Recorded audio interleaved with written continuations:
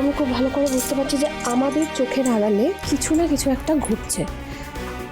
যাই হোক বাদ, এসব নিয়ে এখন ডিসকাস করে কোনো লাভ নেই। আমাদের তো নিজেদের বাড়িটাকেও দেখে রাখতে হবে, ঠাম্মিকে শান্ত করতে হবে, আর আমাদের সুধার পাশেও থাকতে হবে।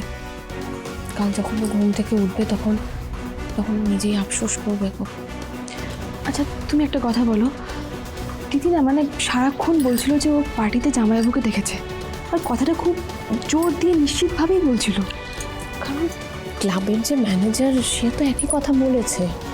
তাছাড়া আমি জানি না, আমার মনে হয়েছে এটা ওকে দেখে উনি হালকা ইনটক্সিকেটেড, মানে নেশায় ছিল।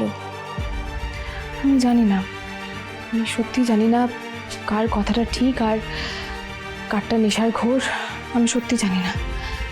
কিন্তু জানো, এই সবটা শুনে না আমারও এক মুহূর্তের জন্য মনে হয়েছিল জামাইবাবু হয়তো সত্যি ফিরে এসেছে। আমার মনেও এক মুহূর্তের জন্য একটু আশার আলো জেগেছিল, হয়তো জামাইবাবু এতগুলো দিন পর আবার নিজের বাড়িতে পা রাখবে।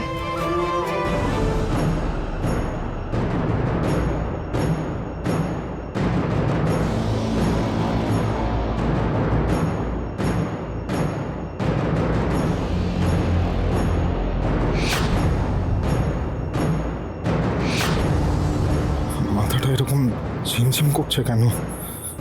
কেন বারবার মনে হচ্ছে ওই মেয়েটার মতো এই বাড়িটাও আমার খুব চেনা। কেন মনে হচ্ছে এখানে আমি আগেও এসেছি? ভাই আর ফিরবে না, তাই জন্য আমি আর কোনো মিথ্যে আশা রাখছি না। তুমি নিজে একটা কথা বলো ঝিনু, আমার ভাই যদি বেঁচে থাকতো তাহলে একবার সুধার সাথে কন্ট্যাক্ট করার চেষ্টা করতো না, ও আমাদের কাছে ফিরে আসতো না। এটা তো অসম্ভব। সুধা এসব কথা শুনলে খুব কষ্ট পাবে, তাই জন্য আমি কিচ্ছু বলি না, চুপ করে থাকি। দিদি তো পুরো চুপই করে গেছে। আজ কত মাস হয়ে গেল ও গজাননের সামনে প্রদীপ জ্বালায় না, পুজোও করে না। কিন্তু আমার বিশ্বাস গজানন দিদির পাশে আছে। আর তুমি দেখো, দিদির ভালোবাসার জোরে একদিন চমৎকার হবে।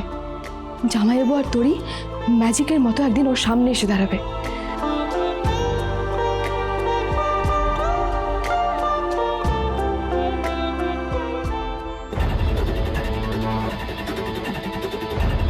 আমায় কাজটা সেরে তাড়াতাড়ি বেরোতে হবে এখান থেকে, নইলে ধরা পড়ে যেতে পারি।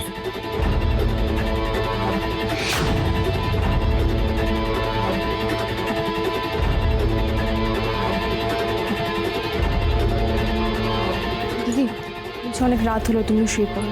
Good night.